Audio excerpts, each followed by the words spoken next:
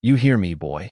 The word cracked through the evening air like it had been waiting years to be used again, ugly and old and sharp enough to turn heads on a crowded sidewalk outside South Precinct. Elijah Brooks stopped walking, slow and deliberate, his hands visible at his sides, his dark wool coat moving slightly in the cold March wind. For one suspended second, the city seemed to hold its breath with him. Car tires hissed over damp pavement. A neon liquor sign buzzed across the street. Somewhere in the distance, a siren rose and fell. But here, under the pale wash of a street lamp and the stare of strangers who had already decided not to get involved, everything narrowed to the white officer stepping closer with a badge on his chest and contempt in his eyes. Officer Grant Mercer carried himself like a man who had never once been forced to question the power in his voice. Tall, broad across the shoulders, jaw tight with the kind of confidence that comes from being protected too many times, he looked Elijah up and down as if the suit, the polished shoes, the leather briefcase in his hand, none of it mattered.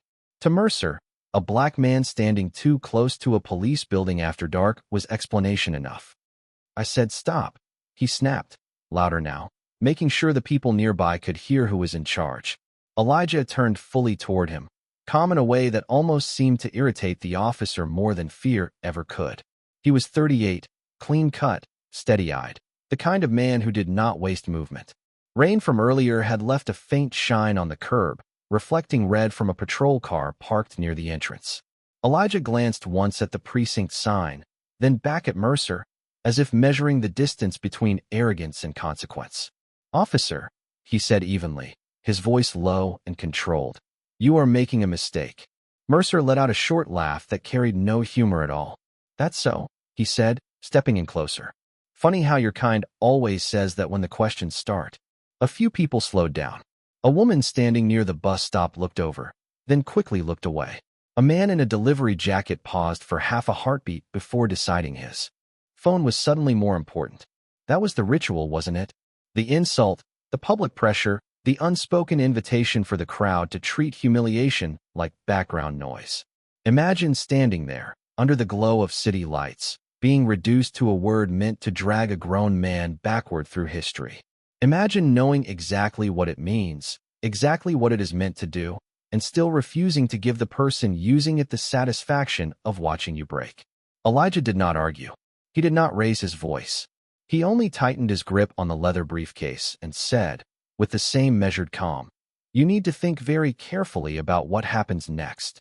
That should have been enough to make a reasonable man pause. But reason had long since left Mercer's side. His hand moved toward the cuffs at his belt with the confidence of someone certain the room, the street, the whole system would support whatever came next. "Save it," he said. "You can explain yourself inside." And as the first cold metal click echoed under the street lamp and the doors of South Precinct waited just a few feet away, Elijah lifted his eyes to the building one more time, not like a man walking into danger, but like a man watching a clock finally reach the hour it had been counting down to all along. The doors of South Precinct swung open with a tired mechanical groan, and the warmth inside did nothing to soften the chill that had followed Elijah Brooks in from the street. The place smelled like burnt coffee, old paper, and the kind of stale air that never really moved, as if too many secrets had settled into the walls and refused to leave.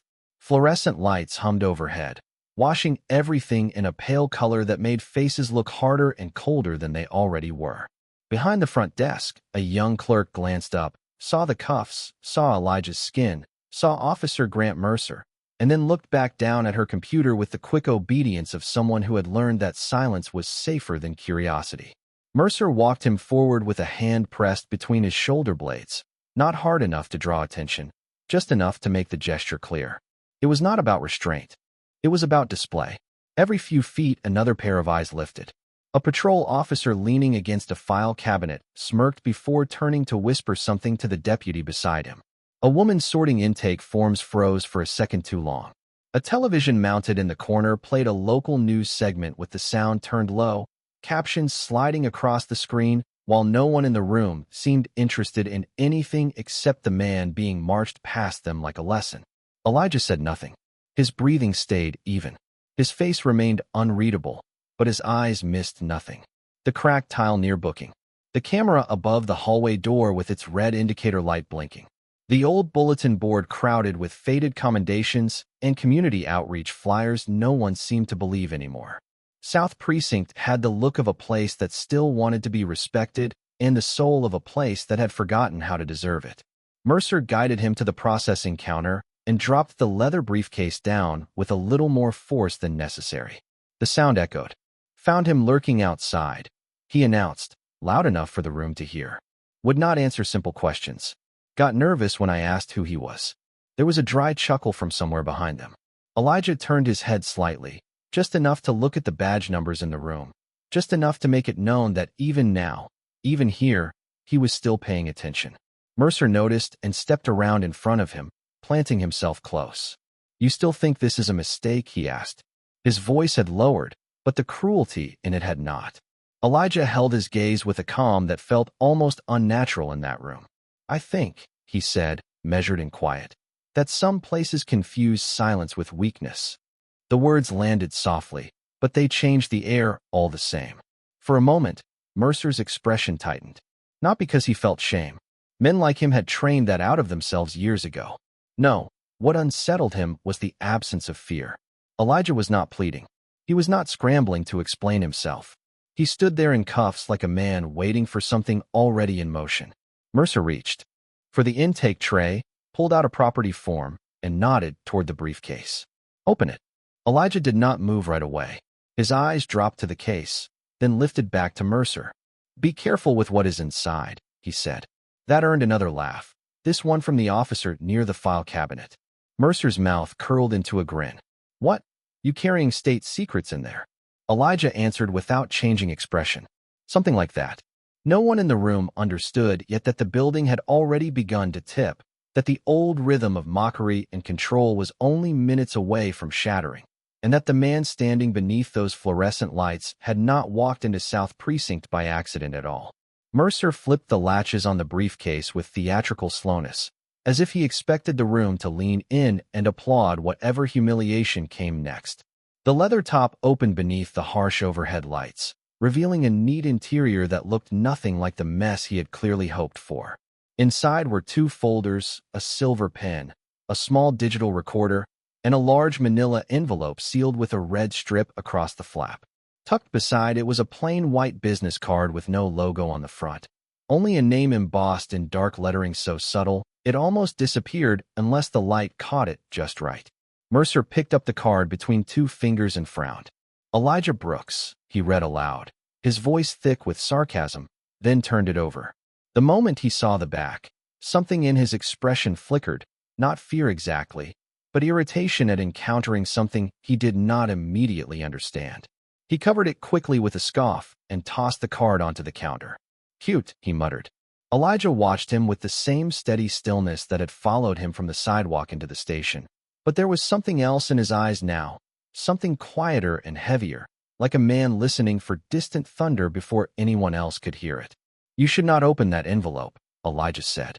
His tone was respectful, almost restrained, which only seemed to provoke Mercer further. "And you should have thought about that before hanging around a police building after dark," Mercer shot back.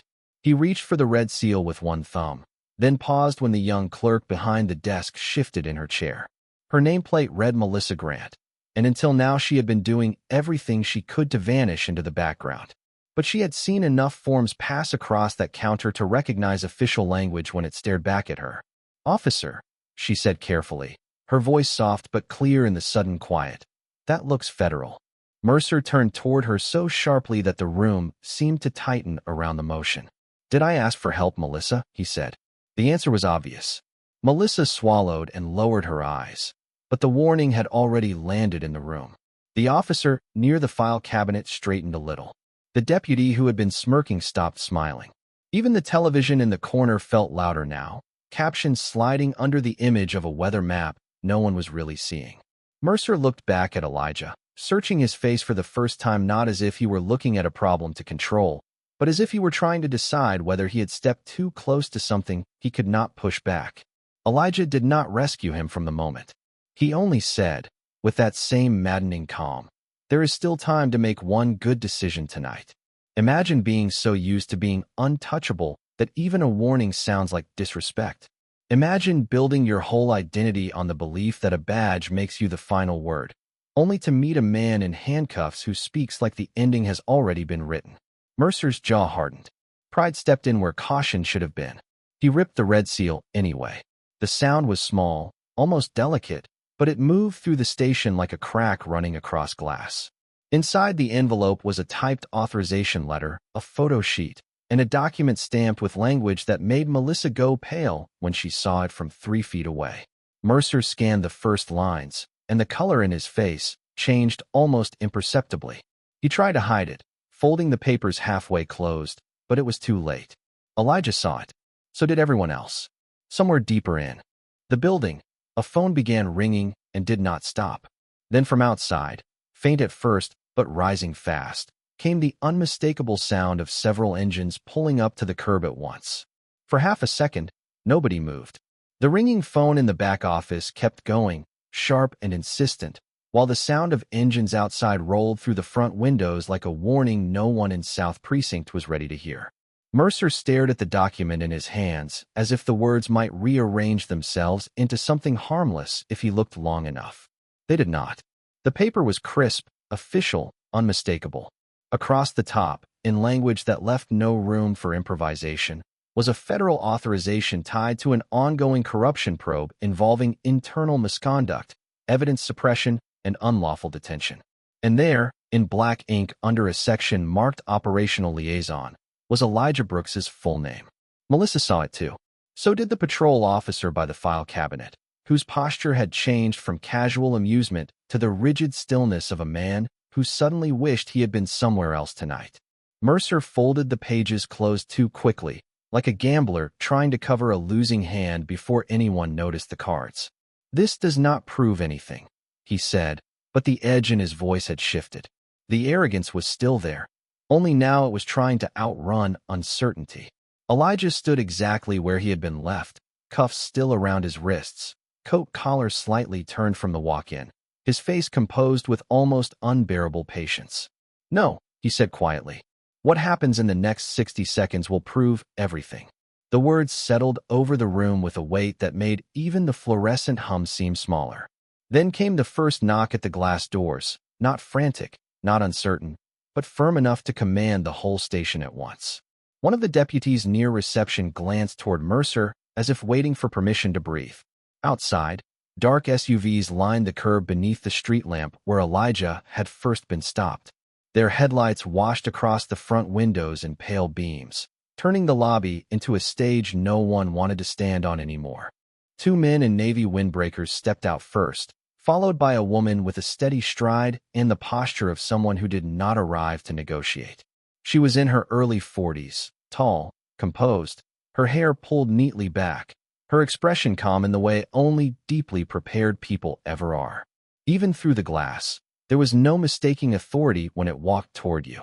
Mercer swallowed once and straightened his uniform, trying to collect himself before the doors opened. "Take him to holding," he said abruptly, louder than necessary, as if volume alone could restore control. But no one moved.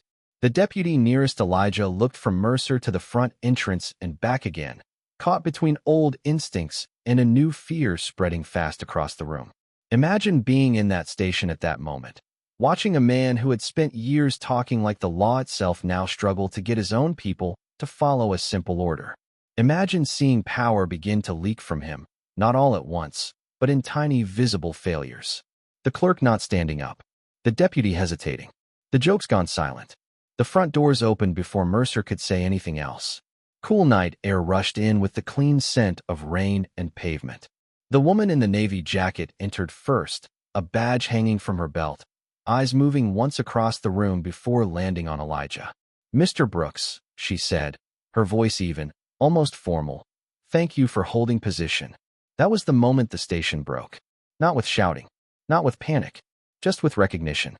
Mercer turned slowly toward Elijah, and for the first time all night, he looked at him the way he should have from the beginning. Not as someone to diminish, not as someone to test, but as the man who had walked into South Precinct already knowing exactly how this night would end. The woman in the navy jacket did not raise her voice, and that was exactly why the room went quieter when she stepped farther inside.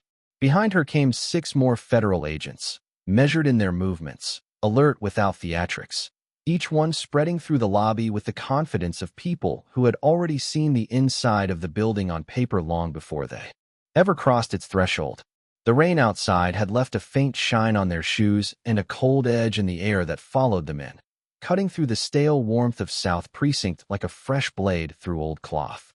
The woman reached into her coat, removed a folded packet, and held it out without looking away from Mercer. "Special Agent Naomi Carter," she said. "Federal Bureau of Investigation. This facility is now subject to an active seizure order tied to an ongoing investigation into misconduct, obstruction, falsification of records, and unlawful detention." Every word landed with clean precision. No anger, no grandstanding, just the plain sound of authority finally arriving at the right address. Mercer did not take the packet at first. His face had gone still in the way people do when they realize the story they were telling themselves has collapsed faster than they can rebuild it. "There has to be some mistake," he said, and even he seemed to hear how weak it sounded in the room he had dominated only minutes earlier. Naomi extended the paperwork another inch. "There is no mistake, Officer Mercer." That name, spoken so evenly, seemed to strip something from him. He took the papers with stiff fingers and looked down as if searching for a loophole hidden between the lines. He would not find one. Around him, the station had begun changing shape. One federal agent moved toward the evidence room with a clipboard. Another approached the front desk and asked Melissa for the live intake log.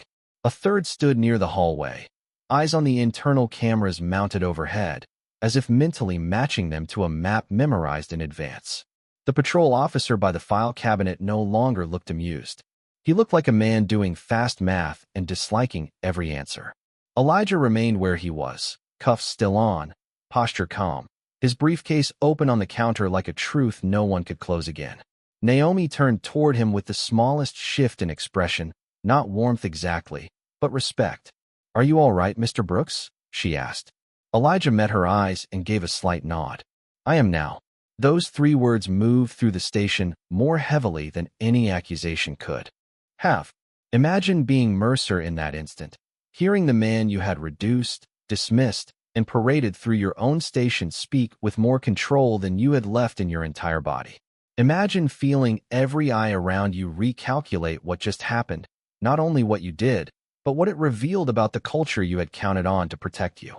Naomi stepped closer to the processing counter and looked at the cuffs around Elijah's wrists. "Remove them," she said. She did not bark the order. She did not need to. Mercer hesitated. Then, for one humiliating beat too long, he stood there holding the federal paperwork while one of his own deputies moved in front of him, reached for the key, and unlocked the restraints with shaking hands. The sound of the metal releasing was quiet, but in that room it felt enormous. Elijah lowered his hand slowly, rubbing one wrist with the calm of a man far more interested in what came next than what had already happened. Mercer looked at him then, really looked at him, and saw not a suspect, not a random man outside a station, but someone who had walked into the center of a corrupt machine and let it expose itself on schedule. Naomi turned back to her team. "Secure every terminal, every body camera dock, every active report, and every evidence transfer from the last 18 months, she said. "No one leaves. No one deletes anything. We do this by the book."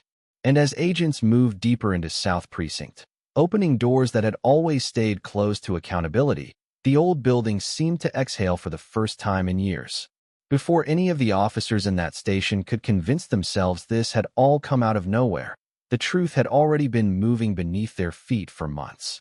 Elijah Brooks had not appeared outside South Precinct by chance, and he had not carried that briefcase like an ordinary businessman protecting paperwork on a cold Thursday night. Long before Mercer ever looked at him and decided what kind of man he thought he saw, Elijah had been sitting in federal conference rooms under dim recessed lighting, listening to patterns that did not sound like accidents anymore. Complaints had vanished. Evidence logs had been changed after midnight. Arrest records did not match camera timestamps. Witness statements had been cleaned up so thoroughly they no longer sounded human. One by one, the details had piled up until they stopped looking like errors and started looking like design.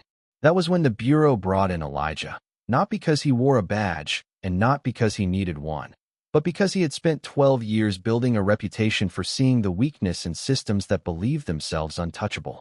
He was a civil rights investigator turned federal consultant, a man whose patience had become sharper than most people's anger. He understood procedure, language, timing, and most of all, he understood what corruption looked like when it learned how to hide behind routine. South Precinct had been on his desk for 11 weeks. Every internal memo, every transfer log, every conveniently misplaced file had passed through his hands. He knew the names before he ever saw the faces. Harold Vance, the captain who signed too many approvals without questions. Officer Grant Mercer, whose record looked clean on the surface but carried the invisible weight of too many complaints that somehow went nowhere. Deputies who learned when to laugh, when to look away, and when to call silence professionalism. Elijah had studied them the way some men study storms, not because storms can be reasoned with, but because they leave patterns if you watch long enough. Earlier that evening, less than 20 minutes before Mercer stopped him, Elijah had been parked 2 blocks away in a dark sedan with Naomi Carter. Rain tapped softly against the windshield while a traffic light turned the wet intersection red, then green, then red again. Naomi sat in the driver's seat with a tablet glowing faintly in her lap, reviewing the final operational sequence. "Once you cross the perimeter, we hold until the trigger is clear," she had said. Elijah nodded, eyes on the precinct entrance ahead. He already knew the risk. The Bureau had enough for a warrant, but not enough to expose how deep the reflex ran inside that building. They needed to see what happened when a black man with legitimate credentials stood in front of the wrong officer at the wrong time. They needed to know whether the misconduct was isolated or instinctive.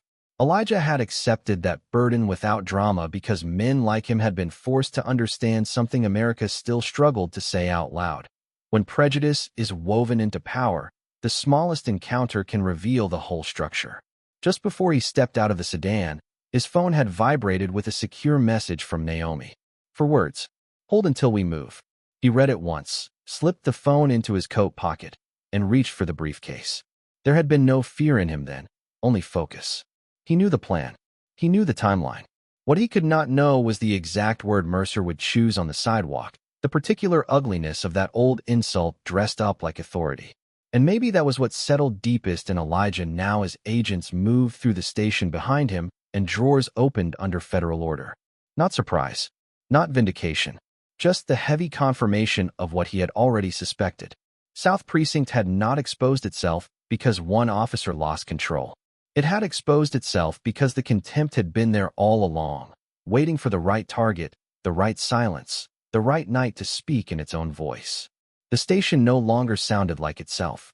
The old rhythm of ringing phones, muttered jokes, and careless footsteps had been replaced by the clipped, deliberate movement of federal agents doing what local officers had spent years assuming no one would ever do. Doors opened. Keyboards were turned toward investigators. Evidence bins were logged, tagged, and photographed.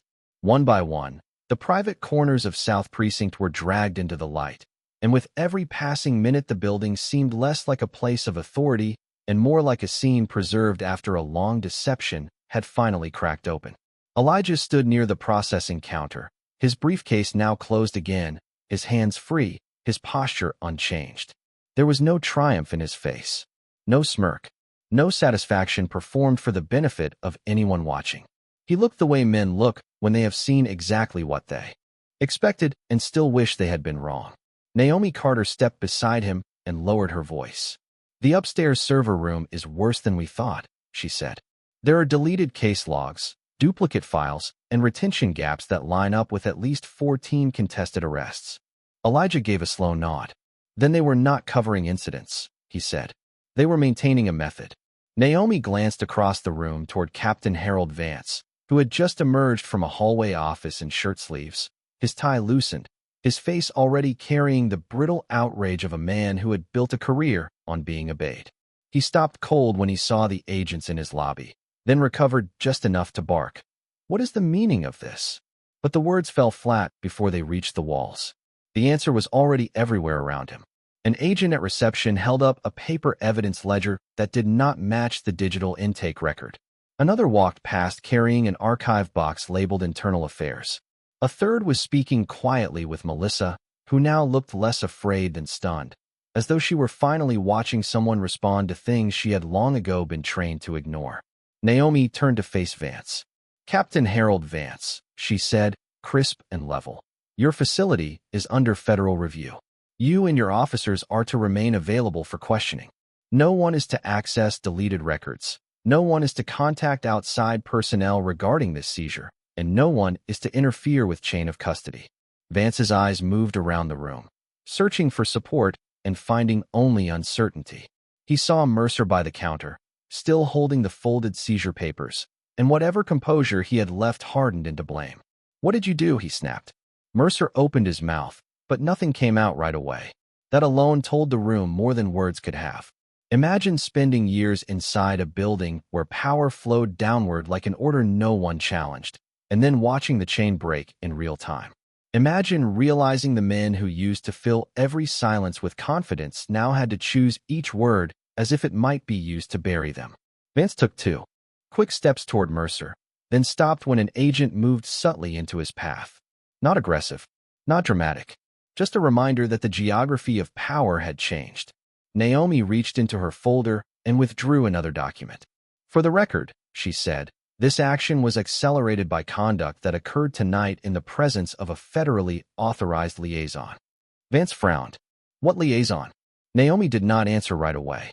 She only turned, looked to Elijah, and gave him the room. That was when the second silence hit, deeper than the first. Elijah stepped forward with the same quiet control he had carried all night, but now every eye followed him with a different understanding. Mercer's face had gone pale around the edges. Melissa straightened without realizing she had done it. Even the deputy by the file cabinet seemed to stop breathing for a moment. Elijah looked directly at Vance, then at Mercer, then let his gaze travel across the station as though he were taking final inventory of a place built on habits no one had bothered to hide carefully enough. "My name is Elijah Brooks," he said, his voice steady, full, impossible to dismiss now. "I was assigned to review civil rights exposure tied to this precinct's detention patterns, case handling, and officer conduct. Tonight confirmed what the paperwork could only suggest." No one interrupted him. No one dared. Because for the first time all evening, the truth was no longer buried inside an envelope, no longer held in a secure message, no longer waiting in a car 2 blocks away. It was standing in the middle of South Precinct, speaking in a calm voice, while the whole building listened. The words did not echo when Elijah finished speaking because no one in South Precinct seemed willing to breathe loudly enough to let them. For a long moment the room held still beneath the fluorescent lights, every face caught somewhere between disbelief and calculation. Captain Harold Vance looked at Elijah the way men look at a locked door after realizing the key in their pocket opens nothing. Officer Grant Mercer said nothing at all. His shoulders were still squared out of habit, but the posture had lost its meaning. Now, it was only shape without force, a uniform trying to remember the authority that had drained out of it. Naomi Carter stepped beside Elijah again, not to rescue the moment, but to formalize it. "As of this minute," she said, her voice level and exact, "all officer contact reports, intake decisions, evidence transfers, and detention records linked to this precinct are under federal review. Officer Mercer is being removed from active duty pending immediate investigation. Captain Vance is relieved of supervisory control over this facility until further notice." She did not need to raise her voice because every person in the room understood what those sentences meant. The old chain of command had not just been interrupted. It had been broken in public. One of the agents approached Mercer with a printed notice and a small evidence envelope. "Your badge and service weapon are to be surrendered for processing," he said. The instruction was calm, procedural, almost boring in tone, which somehow made it cut deeper. Mercer stared at the agent for a second too long, then glanced toward Vance as though expecting the captain to step in, to object, to do something that would pull the room back into the familiar order where men like them were corrected quietly and protected completely. But Vance did not move. He only stood there with his face tightening by degrees, trapped between humiliation and fear. Imagine building your life on the assumption that consequences are for other people. Imagine speaking to a man like he was beneath you, dragging him through your station, opening his briefcase with a smirk, only to watch your own badge placed into a paper envelope under the same lights where you thought you were untouchable. Mercer reached slowly to his chest. The metal pin caught the overhead light once before he removed it. That small flash seemed to pull every eye in the room. No one said a word when he placed it into the evidence envelope. No one laughed. No one looked away. It was too serious for mockery and too revealing for comfort. Melissa stood behind the desk with both hands resting on the counter, her expression hollowed out by the speed of what she was witnessing. The deputy by the file cabinet had gone pale. Another officer near the hallway kept his gaze fixed on the floor, as if he could escape the moment by refusing to meet it. Elijah watched all of it with a silence that felt larger than anger. He had imagined this scene more than once during the investigation, but imagination could not prepare anyone for the strange sadness of seeing a whole institution confirm its own decay in one night. Naomi received a call from the upstairs search team and listened for several seconds before replying. Copy that. Isolate the drives and preserve the external backups. She ended the call and turned toward Elijah. We found sealed complaints in a locked administrative drawer, she said. And signed, never filed, never investigated. Some go back nearly 2 years. Elijah lowered his eyes for a moment. That hurt him more than Mercer ever could. Not because it was shocking, but because it was familiar. There was always a drawer somewhere, always a pile of voices someone had decided were easier to bury than to believe. He looked up and let his gaze rest on Mercer, who now stood smaller without the shield of certainty. You did not just humiliate one man tonight, Elijah said quietly. You exposed the habit of a whole building. Mercer's lips parted, but whatever defense had lived there could not survive the room he was standing in now. The agents were still moving. The computers were still being logged. The doors to the inner offices were still opening under federal order. Outside, rain tapped softly against the front glass while red and blue reflections drifted across the wet sidewalk. Inside, the station had become what it had avoided for years, accountable. And in the center of it all stood Elijah Brooks, not triumphant, not vengeful, just steady, as the truth finished doing what no badge in that building had been strong enough to stop. By the time the clock above the reception desk slid past 10:15, South Precinct no longer belonged to the men who had once moved through it with easy certainty. It belonged to the record now, to the copied drives stacked in evidence tubs, to the sealed complaint files laid out beneath white task lights, to the signed seizure notices clipped neatly to folders no one could hide anymore. The building itself seemed to know it. The hallways had gone quieter, the laughter was gone, and even the old fluorescent hum sounded different, as if the place had finally been forced to hear itself clearly.